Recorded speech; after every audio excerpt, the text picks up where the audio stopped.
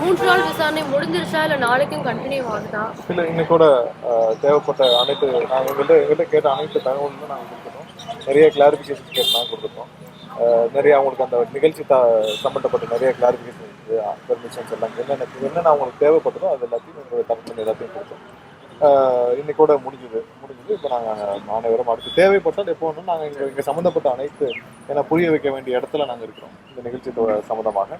So அடுத்து தேவைப்பட்டால் எப்போ வேணும் கோஆபரேட் பண்ணுறதுக்கும் நாங்களும் தயாராக இருக்கோம்னு சொல்லியிருக்கோம். இது இன்னைக்கு கூட இந்த 3வது நாளாக அனைத்து விசாரணைகளும் அந்த மாதிரி இல்லை. அடுத்து தேவைப்பட்டால் எப்பப்போ தேவைப்பட்டால் நாங்கள் எங்கள் தரப்பில் ஒரு சில விளக்கங்களை கொடுத்துருக்கோம், ஒரு சில தகவல்களை கொடுத்துருக்கோம். ஸோ இதெல்லாம் அவங்க எக்ஸாமின் பண்ணிட்டு அதுக்கப்புறம் அவங்க தேவைப்பட்டால் கேட்பாங்க எல்லாருக்கும். கண்டிப்பாக இதில் வந்து எல்லா விதத்திலும் நாங்கள் கோஆபரேட் பண்ணணும்.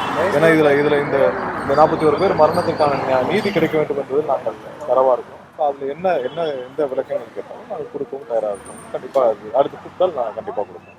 விசாரணையின் போது தமிழ்நாடு அரசு தரப்புல வந்து வாக்கி டாக்கி மூலமா தகவல்கள் தெரிவிக்கப்பட்டும் தொடர்ந்த அந்த ஒரு வாகனம் செல்வதற்கும் தலைவர்கள் அந்த கூட்டத்துல பங்கேற்றதுக்கும் விருப்பம் தெரிவிச்சுதான் அவங்க போனாங்கன்ற ஒரு கருத்து தமிழ்நாடு அரசாங்கம் முன் வச்சிருக்கு. இல்ல உள்ள நடந்த விசாரணைகள் சம்பந்தமாக இல்ல நாங்கள் கொடுத்த தகவல் சம்பந்தமா இப்போ பொது வழியில சொல்றது பொருத்தமாக இருக்காது.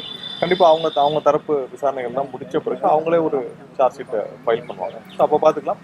ஆனால் எங்கள் தரப்புல என்னென்ன நியாயங்கள் இருக்கிறோ எந்தெந்த இடத்துல தமிழக அரசு தவறு செய்திருக்கு, காவல்துறை எந்த இடத்துல தவறு செய்திருக்கு, காவல்துறை சம்பந்தப்பட்ட என்னென்ன லேப்ஸ் இருக்கு, போஸ்ட்மார்டம்ல என்னென்ன லேப்ஸ் இருக்கு, ஒவ்வொரு இடத்துலையும் என்னென்ன இடத்துல அவர் தவறு செய்திருக்கிறார்கள், இது நடக்காமல் எங்க காவல்துறை எந்தெந்த இடத்துல தடுத்திருக்கலாம் போன்ற விஷயங்களை நாங்கள் நிறைய தெரிவிச்சிருக்கோம். நிறைய தகவல்களையும் கொடுத்துருக்கோம், நிறைய வீடியோ ஆதாரங்களையும் கொடுத்துருக்கோம். ஸோ அதெல்லாம் அவங்களும் எக்ஸாமின் பண்ணிட்டு வரணும். அதுல எங்க தரப்புல என்னென்ன கொடுக்கணுமோ எல்லாமே கொடுக்கணும். தலைவருக்கு சம்மன் அனுப்பப்பட வாய்ப்பு இருக்குன்னு ஒரு தகவல் நேத்துல இருந்து வெளியாகிட்டு இருக்கு. நிறைய தவறான தகவல்கள் பரப்பப்பட்டு வருது.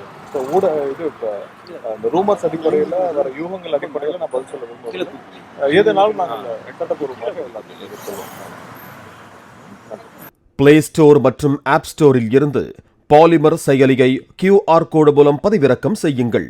செய்திகளை உடனுக்குடன் பெறுங்கள்.